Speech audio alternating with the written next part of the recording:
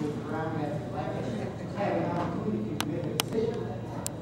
Now, there was an interim board put in place, and you recognize that interim board. And you were made president of that interim board. And that's not consulting with anybody, but a few people, and two people, have resigned from your interim board. Mr. Balls, let me step back. Let's clear my mind.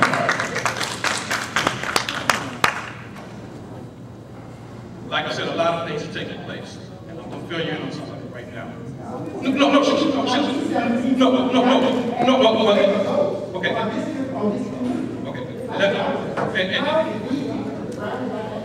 Okay. Mr. Balls, what clear about Mr. Balls? You don't want me to talk. So here's what it is. There was a special election. No. He want the question answered. The question's on the floor. You want to answer? I'm going to give you an answer. So shut up. Let me get to it. So that's a special election, and a board was selected. That's correct. A board was selected.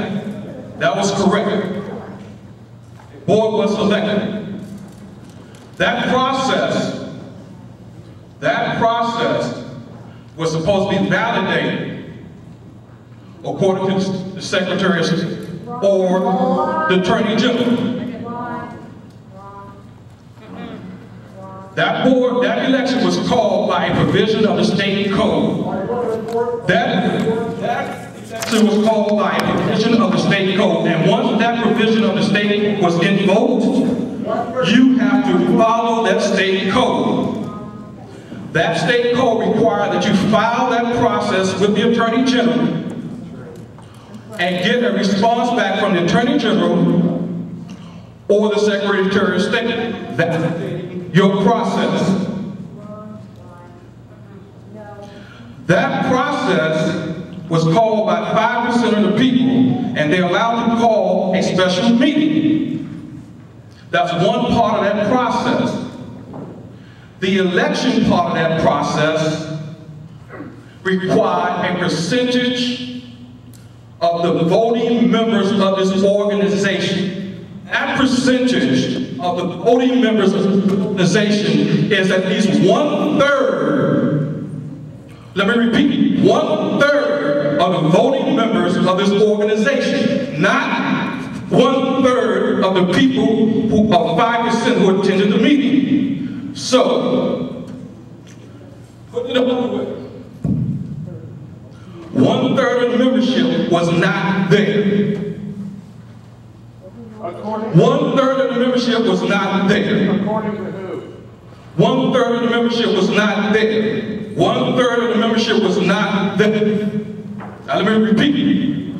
I don't have to verify it. I don't have to tell you. You know that 1/3 of the membership was not at Windsor Hill School on the 13th of April. Okay. Now, here's where I'm getting to. Okay.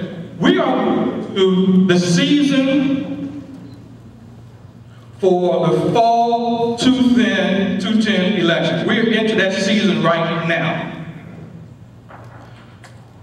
Mr. Balls, you have an opportunity today, and you can decide, as well as others, are you prepared to move forward and participate in any manner that you wish for the fall 2010 election? That's your choice.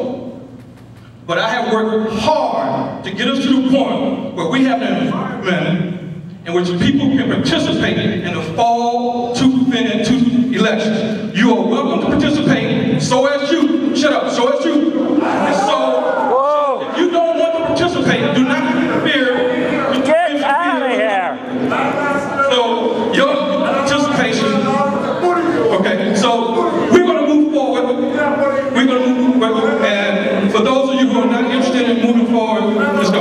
I don't know if you're going to shoot like another 40 you lie, but you must represent yourself. No, excuse me. If I can get some order, move forward with our election. And we're not going to have a repeat of January. We're not going to repeat of January. We're not going to have a repeat of January. your indulgence, we are prepared to move forward with all season of elections. Any of those of you willing to participate at this point, and I respect those who do not, but I do not believe that you should interfere with the people who have come here to participate in this process beginning October 2010. I'm going to turn this over to Ms. Jamar. She is going to start the process.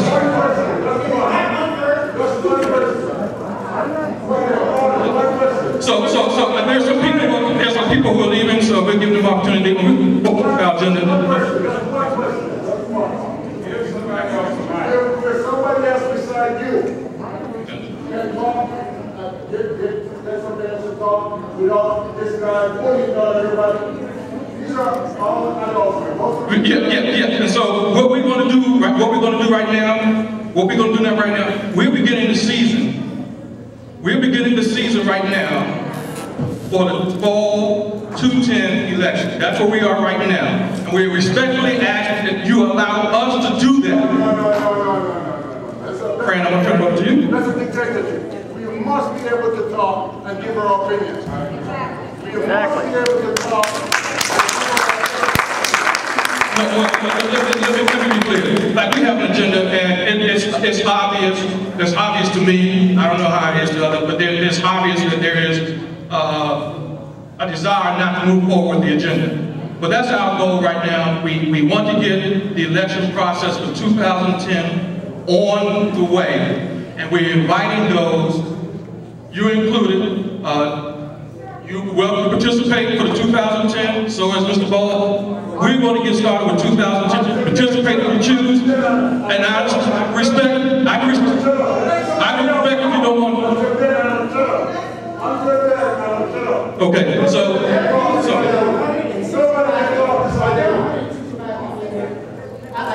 we are electing a nominating committee tonight. There's no formal election. There's a nominating committee tonight. All right. Based on your estimates of the number of homeowners. And that's not the fact.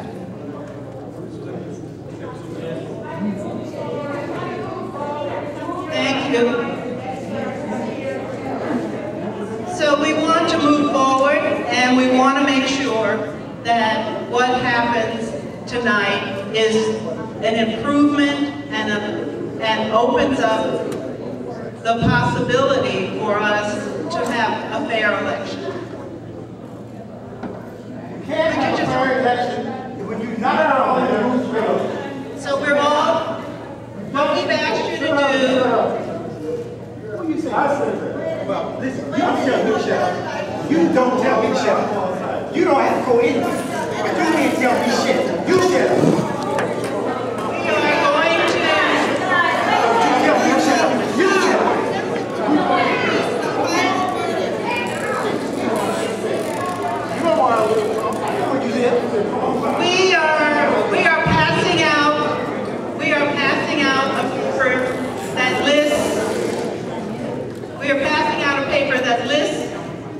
the issues that were raised by the 2010 election, the 2009 election, it was January 2010, I'm sorry, that need to be resolved in order to have a fair election.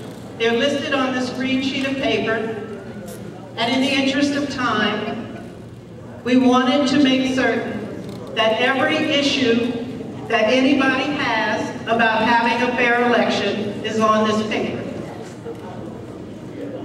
Can I say something? If you do, wait until I'm finished, I'll be happy to give you. Can I say something? All I'm saying is that we must have a part of the agenda where somebody has to say something besides the dictators of this organization. It must be on the agenda where somebody else can say something besides the dictators. They always in a way where nobody else can say anything. Can we say something? Can we say something? No, but what do we get?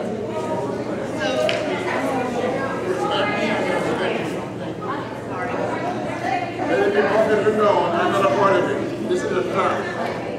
I would say would say that those of us that wanted to move forward thought that and took seriously the desire of people to get beyond these issues. And that is not a difficult thing to do. It's not a difficult thing to do. We decided to try to do that, to have an open and fair election in October. We consulted with lawyers, we consulted with experts. We have worked to bring these issues to the entire membership. Thank you. So tonight, there are two things we want to do. We want to have you nominate the committee that is going to make the rules of the election. And there is no requirement that this committee have a vote of 2/3 of the members. Committees are typically appointed by the board president. This one, in the bylaws, requires an election of at least 3 people. In order to allow more participation, the UHA board has said the committee can have up to 7 people. So we need 7 people who are willing to take on the issues raised on that green sheet of paper and to make recommendations well before the October election. The other thing we want to accomplish tonight is to give you what we call a straw ballot. A straw ballot will be circulated. Help me take one pass around. The straw ballot simply says, these are the issues that I believe are important or I support, and that will be given to the nominating committee. So everybody here in this room can say what it is that they think is fair and that they want to see happen in October. So we're going to ask you to fill out the straw ballot, and then they'll be collected here. Okay. We all feel that way. Yep. Finally, we have nomination forms. Am I moving away? The nomination forms, you can take as many of these as you want. This is where you get a chance to nominate candidates for the board and for the officers of the corporation. The nominating forms can be turned in to any officer or mailed in after you've had a chance to talk. There are many people who can't be here tonight because of work, because of vacations. Plenty of people who would like to serve on the board and contribute to the health of the organization. And anyone here can nominate someone for the board.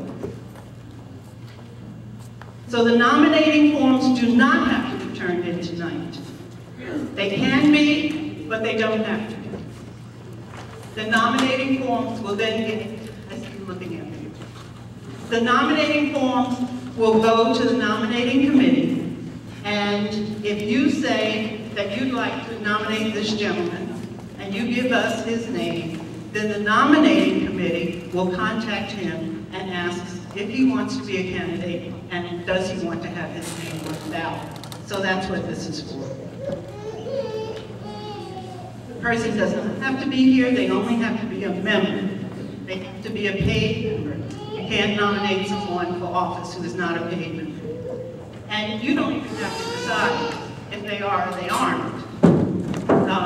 The membership secretary will find out if they are in contact.